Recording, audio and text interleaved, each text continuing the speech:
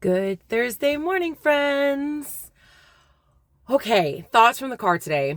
I'm kind of tackling kind of a big thing, so I'm going to get right into it.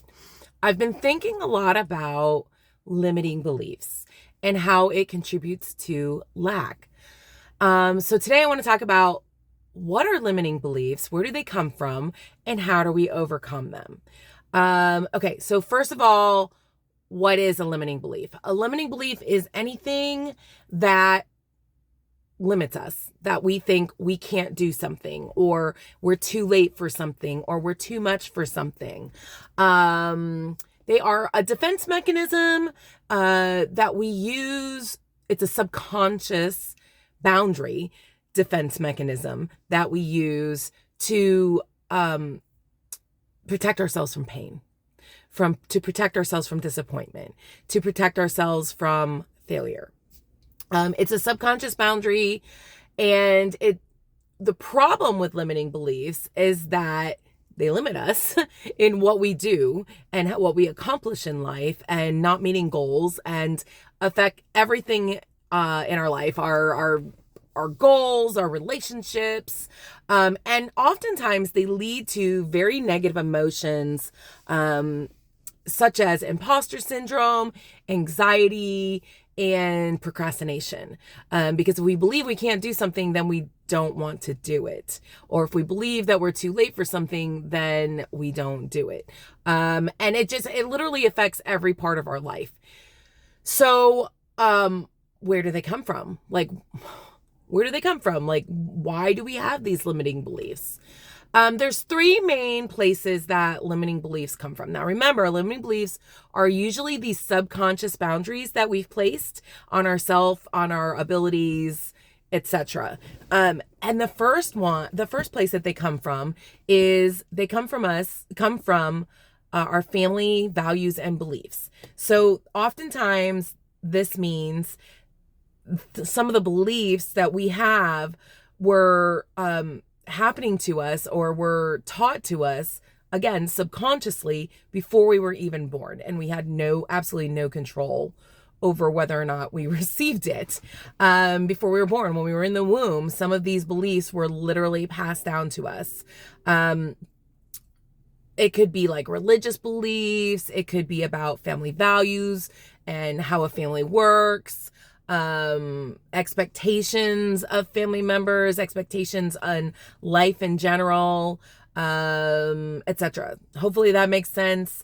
And literally, you don't have control over whether or not you are taught this. It is literally before you are born. These are things that it's like a generational thing, okay? And the next one is your life experiences. Your life experiences. The way that you can kind of identify some of these is thinking about the feelings that you remember over a life experience. And those feelings we want to, especially negative feelings in a life experience, we want to avoid those feelings again. So where we felt trapped or out of control, or we're not able to stand up for ourselves in those life experiences, we want to avoid those things. So we create a subconscious boundary whenever we face a situation that is reminiscent of that memory. And we might not even consciously remember these things, these life experiences necessarily, and that was what our reaction to it was, or that we're trying to protect ourselves from having to have that feeling again. But that's what that limiting belief does, is it protects us from having that feeling again. And it comes from those life experiences. And then education is the third one where these limiting beliefs come from. Who you learn from impacts what you believe about yourself.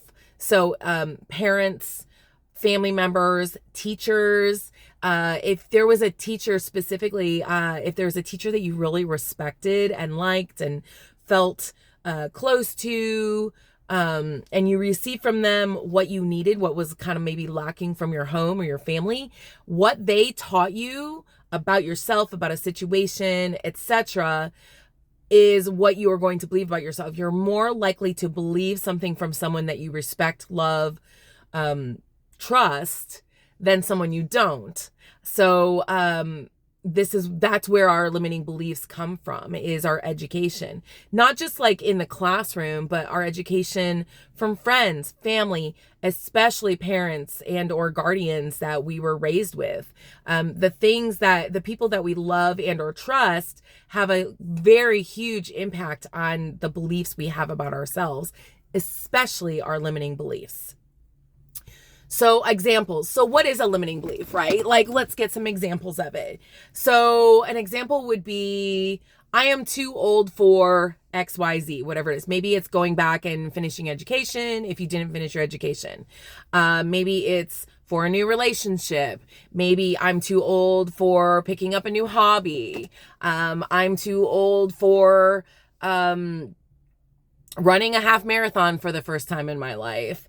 There's lots of things that we believe about when it comes to like our age, and that time has passed us by and we've missed like our opportunity in life. Another example of a limiting belief would be, my personality is too much of this or too much of that, or is not conducive to having deep relationships. My personality is too introverted, so I can't get along with people. More, my personality is too extroverted and I'm too off-putting to people. Or a lot of times I am too quiet or too slow for that thing, or I'm not educated enough. Or this happened to me as a kid, and so I'm not able to do that thing that I want. I'm not able to have my own business. Another thing is, if you had health issues, a lot of times people will say, well, I can't do that because I had this health issue when I was a kid or when I was in my early 20s, and that has stopped me from doing XYZ in my life. So all of these are examples of limiting beliefs. A big one that I see often is, I can't end this relationship because nobody will ever love me again. I can't have a relationship because my personality is this, that, or the other thing. So these are a lot of examples of limiting beliefs we have. So how do we identify, and how do we identify what our limiting beliefs are, right? Because we all have them. We all have limiting beliefs. So how do we figure out what they are? The first thing that we can do is, and I think we have to first acknowledge that we have limiting beliefs. We all have to decide, there are things in my life, there are beliefs I have about myself that are limiting me from getting to the next level of who I am or what I want to do in my life, okay? So first, we have to acknowledge it. We have to acknowledge that there are things about myself and my personality that are limiting me from achieving XYZ, okay? So, we have to evaluate our character and our personality and identify our behavior, evaluate that behavior that go along with those things. How we do that is we think back to a time that we can remember where we were hurt in a situation. This can be emotionally, mentally, physically, whatever that situation was, something that we can actually remember. And then we need to figure out the feelings that went along with that situation. And then think about the situation and what was the reaction in that situation when you were hurt. Did you stand up for yourself, or did you walk away? Did you just let it happen? Did you feel powerless and that you did not have an option to stand up for yourself? Those situations are going to be where the root of the limiting belief often comes from. And this is very deep inner work that often requires a third party to be a part of, meaning a therapist, a counselor, sometimes a psychotherapist, depending on the situations, depending on some of the life experiences that we had. So this is work that can take years, but we can start by being open to actually thinking about those things. Oftentimes, when we start thinking about those experiences in our life and we can see them from a different perspective of not as a victim, but rather this is the cause of a limiting belief and I am going to overcome it, then we are better able to overcome it. Really, we're better able to thrive through it and stop that limiting belief and replace that limiting belief with an empowering belief about ourselves. Okay, so reflect and remember and figure out different areas in your life where you were hurt. I like to list things out. This is where journaling really comes in. It's a really great tool for this. Identify the feelings that go with that situation. And then, did you stand up for yourself or did you feel disempowered? And how would you do that differently? Like, how would you now as an adult? Because oftentimes these are things that happened to us as a child. How would you do that differently? Like, kind of talk to yourself through that if you're able to. And if not, and you get stuck, that's where like talking to your therapist is super helpful in this, because this is big internal work. That is huge internal work that helps you identify. Kind of already mentioned this, writing down things. So, you're journaling that. Something else that we can journal about and we can write down in a list format that I find super helpful in identifying those limiting beliefs is write out both a general and detailed list of what your core beliefs are for your life. You can put them in like 3 different categories, like about family, relationships, and even your health. And don't think about these things as you are writing them, just list them out like as they're coming to you. So you make a list about family, core, and general beliefs. And then just as they come to you, what do I believe about family in general, my family values? And list it, whether it's good, bad, and different. You're not thinking about that. You're just listing them. Same thing with about relationships and about your health. You could also do one about your like career or like goals that you have for yourself in life. Like, long-term goals that you have for career. So that is another way to help you identify some of your limiting beliefs. Along with that, what you can do is then list what challenges you in your life. What are things that challenge you? Is it your familial relationships? Is it, relationships in general, maybe romantic relationships or even platonic friendships? Is there something that challenges you that has to do with your health? Write those challenges down. And then what you're going to do, again, you're not going to think about these things. You're just going to write them as they come to you, kind of unconsciously, like you're just writing as things come to you.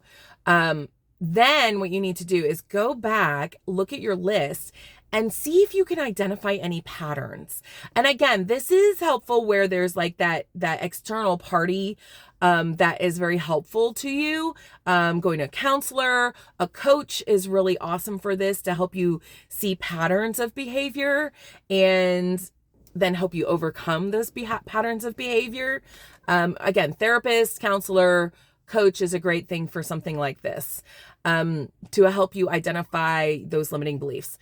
So those 3 things are really easy ways, very deep ways that we can identify our limiting beliefs. Now we have to remember that we can't just like swap out once we identify those limiting beliefs. We can't just swap it out and be like, well, I'm just not going to believe that anymore. I mean, you can, there are people who are able to do that, but for most of us, that is not something that we can do because they're so deeply ingrained in us. And that's why they're subconscious for most of us. And that's why you have to do the work to actually identify what they are. So, okay, let's say you've identified them now. So how do we overcome these things? How do we make the changes and the growth and evolve so that we are not allowing these limiting beliefs to stop us anymore, so that we can evolve and grow and change and achieve whatever goal that we have for ourselves? The first thing we have to do is we have to ask ourselves, is what I'm believing, what if it was wrong? What would happen if what I believed about myself is wrong? What if my belief that I'm too old to go back to school to finish my master's or doctorate, or maybe even just my bachelor's? What if I'm wrong about that? What would happen? What honestly would happen? Is there anything bad that would happen? Because again, remember, we have these subconscious limiting beliefs because we want to protect ourselves from pain and hurt. So what would happen if I was wrong? Write it out. What actually could happen? And then you're able to look at those things and decide, maybe that's not true. Maybe I can, the second thing, risk it. What if I can push myself out of my comfort zone and I can risk that thing? What if I can risk that I'm wrong about that thing?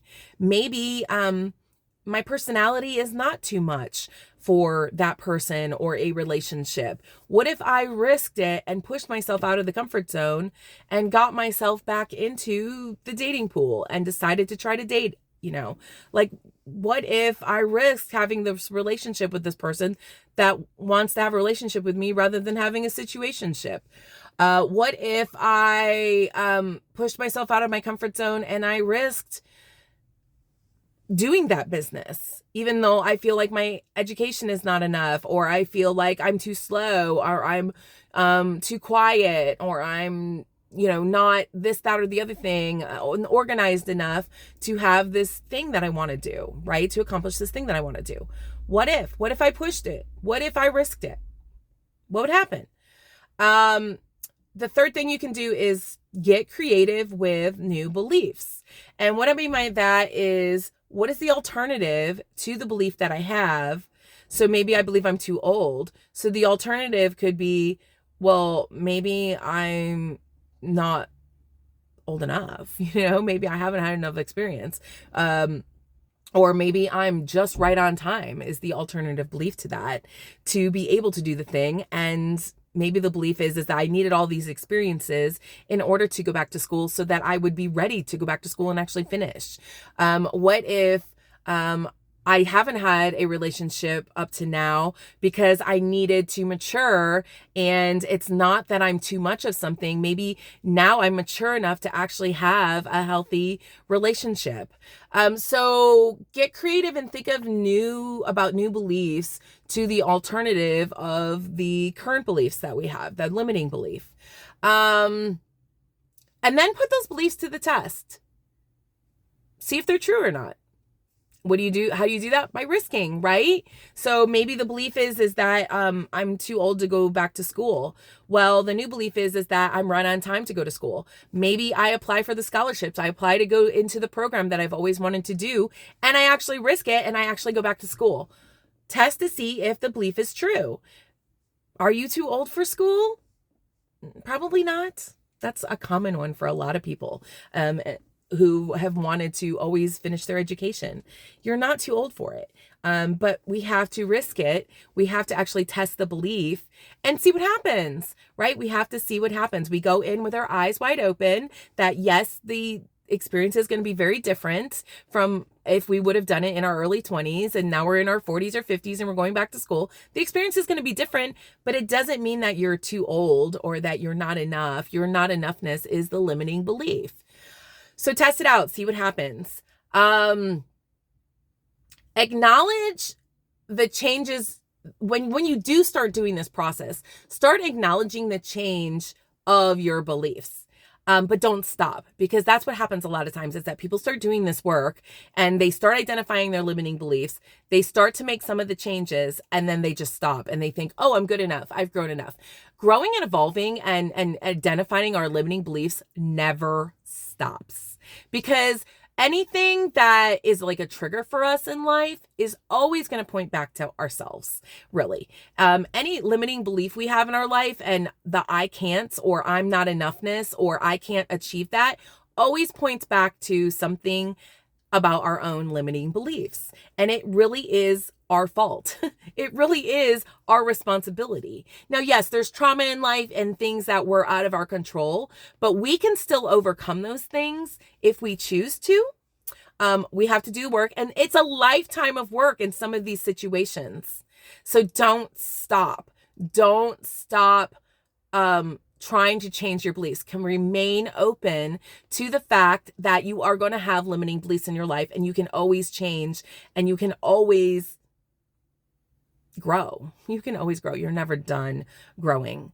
And I think the last thing about overcoming all of these limiting beliefs is making sure our environment is non-cluttered. Our physical environment, our emotional, mental environments, and that means removing toxic people from our life, and making sure that we have safe places to go to talk about these things, so that those people are not necessarily speaking into our lives continually in negative spaces and compounding those limiting beliefs that we might have about ourselves. Okay, so challenge. Identify a limiting belief that you have about yourself in each of those categories that I mentioned: your relationships, your health, family, and maybe career.